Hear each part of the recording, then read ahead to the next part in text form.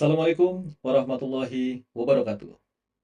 Sahabat Curhatukum, selamat bertemu kembali dengan saya Ismail Marjuki dalam YouTube channel Curhatukum Ismail Marjuki. Nah, sahabat Curhatukum, beberapa hari kemarin dunia maya atau sosial media sempat diramaikan dengan peristiwa hilangnya tumbler di kereta ya. Jadi pada hari Senin tanggal 24 November 2025 lalu, ada seorang penumpang komuter lain Tanah Abang Rangkas Bitung yang bernama Anita. Dia ketinggalan atau dia punya cooler bag tertinggal di kereta. Jadi cooler bagnya tertinggal di kereta dan menurut pengakuan Anita, cooler bagnya itu di dalamnya terdapat tumbler. Ya. Setelah melapor ke petugas kereta api, ya, alhamdulillah cooler bagnya dapat ditemukan dan akhirnya diamankan. Akan tetapi, ya, ketika diperiksa oleh Anita, di dalam cooler bag itu sudah tidak ada tumblernya, atau dengan kata lain tumblernya hilang. Nah, ya, singkat cerita, Anita kecewa, lalu dia memviralkan peristiwa itu ke sosial media. Nah, yang menarik dari peristiwa Tumblr ini adalah adanya isu ya, atau ya gosip atau rumor yang menyatakan bahwa petugas kereta api yang menangani itu katanya dipecat oleh perusahaan kereta api. Ya.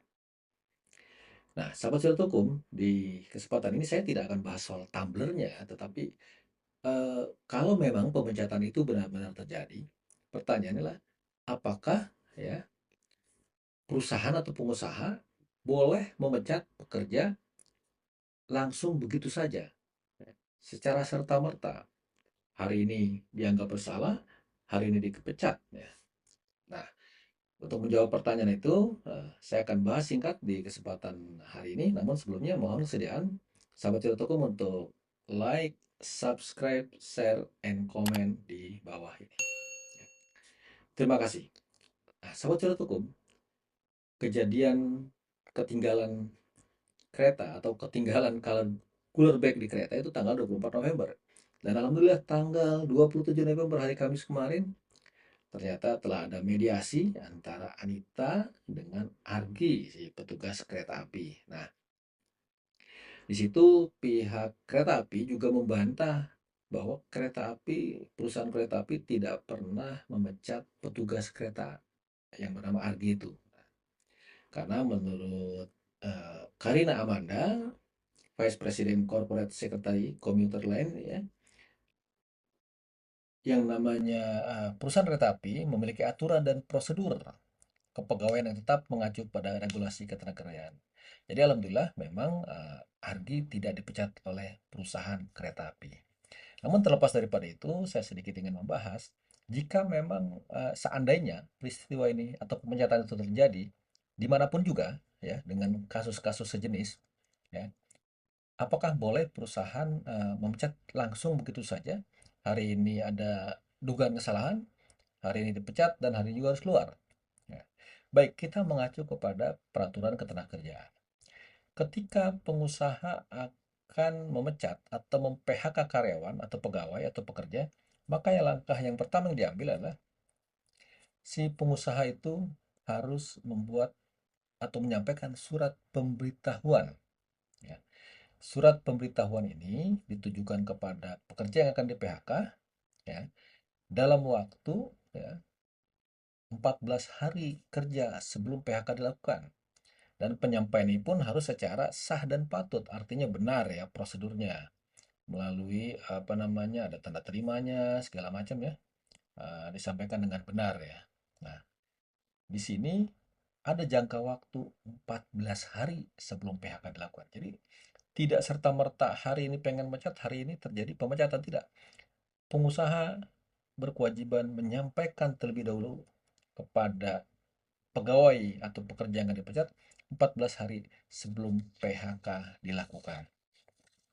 Nah, lalu yang berikutnya adalah ya, kalau si pekerja sudah menerima surat pemberitahuan itu, maka kepada pekerja diberikan kesempatan ya, untuk menolak atau menerima. Jika dia menolak PHK, maka paling lama 7 hari kerja. Sejak si pekerja menerima surat pemberitahuan dari perusahaan, maka pekerja harus menyampaikan surat penolakan kepada perusahaan atau pada pengusaha. Jadi pekerja begitu dia terima surat pemberitahuan PHK dan dia menolak, dia harus membalasnya dengan surat penolakan paling lama 7 hari kerja setelah diterimanya surat pemberitahuan. Nah, lalu yang berikutnya adalah ya bahwa kalau memang ya namanya namanya juga PHK tidak selalu mulus ya. Ada hal-hal yang memang perlu dibicarakan, maka pengusaha atau perusahaan dengan pekerja harus melakukan perundingan bipartit untuk menyelesaikan masalah PHK ini. Kalau perundingan bipartit antara pengusaha dan pekerja tidak berhasil mencapai kesepakatan, maka perkaranya dilanjutkan, yaitu diserahkan dulu ke Dinas Ketenagakerjaan untuk diproses kelanjutannya. Nah, ini jadi tidak mungkin ya, sahabat curhat hukum, kalau ada perusahaan hari ini ya diduga karyawan melakukan kesalahan lalu hari ini juga dipecat. Tetap harus ada proses 14 hari sebelumnya. Dan selain itu juga, seorang pekerja yang di PHK juga punya hak-hak ya. Ya, kalau dia pekerja tetap, ya, maka haknya adalah mendapatkan uang pesangon, lalu dapat uang penghargaan masa kerja, dan dapat uang penggantian hak.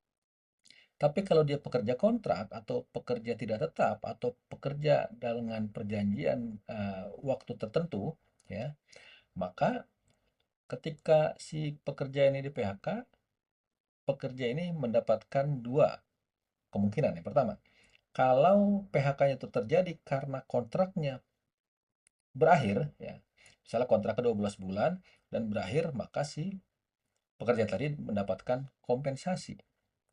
Besar kompensasi adalah sebesar 1 bulan upah kalau dia bekerja 12 bulan berturut-turut. Tetapi kalau dia hanya bekerja di atas 1 bulan, tetapi kurang dari 12 bulan, dia mendapatkan kompensasi dengan hitungan masa kerja dibagi 12 bulan dikali 1 bulan upah. Demikian juga kalau misalnya masa kerjanya di atas 12 bulan, maka dia dapat kompensasi sebesar masa kerja dibagi 12 dikali 1 bulan upah. Nah, sedangkan kalau PHK-nya itu dilakukan sebelum kontraknya berakhir, maka si pekerja mendapatkan uang ganti rugi dan uang kompensasi. Nah, uang ganti rugi ini besarnya adalah sebesar sisa jangka waktu kerja yang belum dijalani. Jadi misalnya kontraknya 12 bulan, ya PKWT-nya 12 bulan, tapi di bulan ke-7 pengusaha ingin PHK si karyawan atau si pekerja, maka yang 5 bulannya wajib dibayar oleh perusahaan kepada pekerja ya. Jadi demikian yang dapat saya sampaikan, semoga bermanfaat.